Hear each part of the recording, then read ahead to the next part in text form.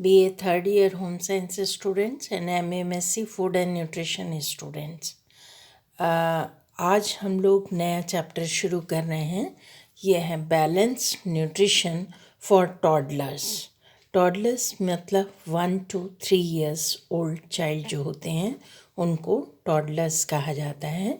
उनके balance nutrition, उनके लिए संतुलित आहार क्या होना चाहिए, इसके बारे में हम लोग पढ़ेंगे।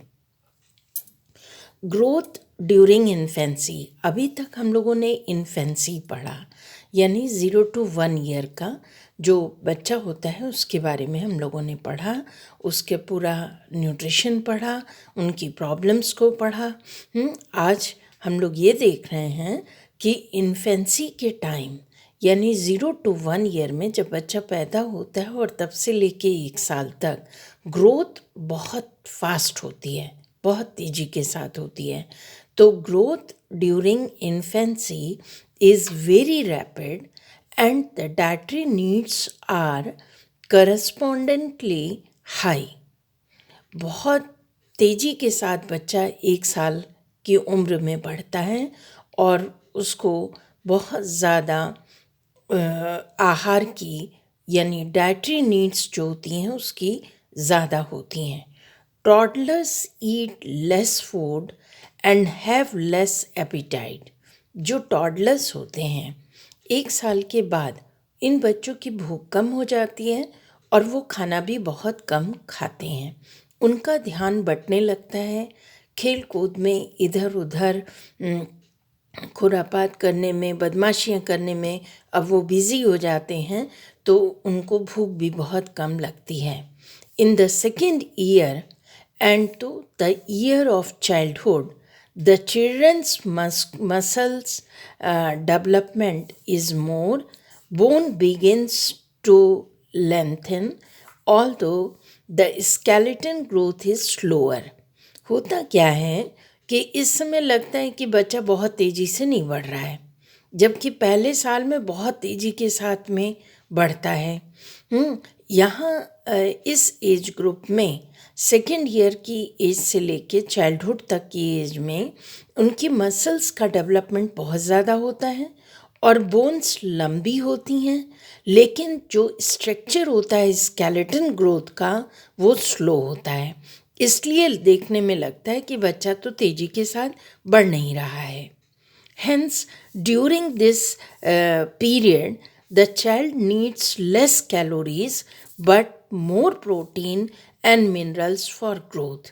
चूँकि मस्कुलर डेवलपमेंट ज़्यादा तेज़ी के साथ हो रहा है और बोन्स भी बहुत तेज़ी से बढ़ रही हैं, तो इस समय बच्चों को इस पीरियड में कैलोरीज तो उतनी ज़्यादा आवश्यक नहीं होती, बल्कि प्रोटीन और मिनरल्स की आवश्यकता उनके ग्रोथ एंड डेवलपमेंट के लिए बहुत होती है। Teething continuous from infancy too early childhood. जो 7-8 महीने के बच्चे होने पे दांत निकलने शुरू हुए थे वो चाइल्डहुड तक लगातार निकलते रहते हैं। अब इन बच्चों की टॉडलर्स के लिए कौन से फूड्स इनको प्रेफर किए जाने चाहिए और इनकी फीडिंग यानी डाइटरी गाइडलाइंस इनके लिए क्या क्या हैं। As seen earlier, the emphasis in these year is on protein, minerals and vitamins. ये पाया गया है, ये देखा गया कि इस उम्र के बच्चों को ऐसे भोज्य पदार्थ दिए जाने चाहिए जिनसे उन्हें अधिक मात्रा में प्रोटीन, मिनरल्स और विटामिन्स प्राप्त हो सकें। इसके लिए उन्हें क्या करना चाहिए, जैसे जो उनकी सप्लीमेंट्री फीडिंग रही है। देखिए, सप्लीमेंट्री फीडिंग का मतलब तो आप सब समझ रहे हैं कि मैंने पहले भी बताया है कि if supplementation of the diet has been done carefully, मतलब जो छठे महीने में बच्चे को सप्लीमेंट्री फीड्स दिए जाते हैं, अगर बच्चे का सप्लीमेंटेशन यानी उसको पूरक आहार बहुत ध्यान से और अच्छी तरह दिए गए हैं, बच्चे ने अच्छे से कंज्यूम किया है, तो इस उम्र में उसकी बॉडी में कई न्यूट्रिएंट्स स्टोर भी हो सकते हैं। स्टोर पाए जा सकते हैं। इसलिए सप्लीमेंटेशन आफ्टर 6 मंथ या इन्फेंसी के पीरियड में बहुत ज़रूरी होता है। If supplementation of the diet has been done carefully, then the child consume a 3 meals pattern diet but without heavy spices, oil and fats. ये कहना है कि जिन बच्चों का सप्लीमेंटेशन बहुत अच्छी तरह ध्यानपूर्वक हुआ है, बहुत अच्छे से बच्चों को सप्लीमेंट्स दिए गए हैं, तो ऐसे बच्चों को टॉडलर एज में केवल 3 मील देने से भी काम चल जाएगा, सुबह, दोपहर और रात में, बट विदाउट हैवी स्पाइसेस। लेकिन वो जो मील दी जाए उसमें स्पाइसेस यानी मिर्च मसाले ना हो, तेल और वसा का प्रयोग कम से कम किया जाए। So also all brown coarse cereals must be avoided. जिनमें ब्राउन होता है, जिनमें छिलके होते हैं, जो भारी सीरियल्स होते हैं, उनको इन बच्चों के लिए नहीं देना चाहिए, क्योंकि इनका डाइजेस्टिव सिस्टम अभी बहुत ही अच्छी तरह परिपक्व नहीं हो पाया है। तो अच्छे से सारे सीरियल्स का, सारे मिनरल्स का, विटामिन्स का और सब अच्छे से सारे न्यूट्रिएंट्स उनकी बॉडी में जाएं और अच्छे से वो एब्जॉर्ब हों, मेटाबोलाइज्ड हों, तभी वो काम आएंगे उनके ग्रोथ एंड डेवलपमेंट में। It is necessary in case of some toddlers who dislike milk. अभी तक तो वो दूध पे लगातार रहे, तो कुछ समय तक बच्चे दूध से नफ़रत करने लगते हैं। वो टॉडलर्स की एज होती है। कुछ बच्चे होते हैं जो बिल्कुल मिल्क को डिसलाइक करते हैं और दूध पीना ही नहीं चाहते। तो ऐसी कंडीशन में माँ को क्या करना चाहिए? दूध के सब्स्टिट्यूट दें बच्चे को। अब सब्स्टिट्यूट क्या हो सकते हैं? जैसे कर्ड हो सकता है, मिल्क का सॉलिड फॉर्म दिया जा सकता है, जैसे दूध को फाड़ के पनीर बना लें, चीज़ बना लें, कस्टर्ड बना लें, पुडिंग्स बना के बच्चों को दें। तो तरह तरह से दूध बच्चे के अंदर दिया जा सकता है या बच्चे की डाइट में शामिल किया जा सकता है। तो it is necessary in the case of some toddlers who dislike milk, जो दूध पीना पसंद नहीं करते हैं, उनके लिए कहा जा रहा है to feed them with curds और मिल्क सॉलिड्स। तो उनको कर्ड के रूप में दे सकते हैं या milk solids like paneer, custard and puddings के फॉर्म में इनको दिया जा सकता है। On the other hand, some toddlers who may drink more milk then require many exclude some solid foods in the diet। कई बच्चे तो ऐसे होते हैं कि केवल दूध ही पीना चाहते हैं और सॉलिड फूड खाना नहीं चाहते।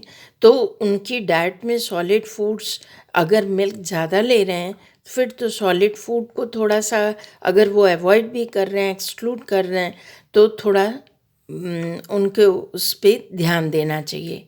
It must be emphasized here that refined sweets and fried foods must be totally avoided। इतने छोटे बच्चों के लिए जो रिफाइंड स्वीट्स होती हैं वो, और इसके साथ साथ जो फ्राइड फूड्स होते हैं वो बच्चों को अवॉइड करना चाहिए। A variety of food must be offered in a smaller amount to provide की न्यूट्रिएंट्स।